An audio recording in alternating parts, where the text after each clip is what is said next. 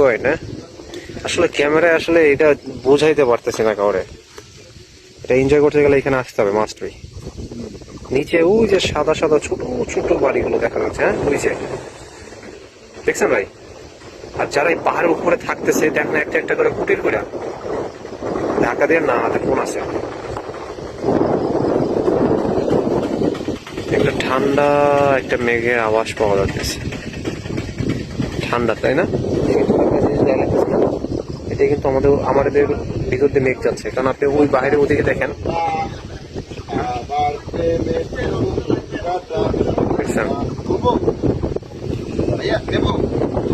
আমাদের আশপাশ দিয়ে কিন্তু মেঘ যাচ্ছে ভাই।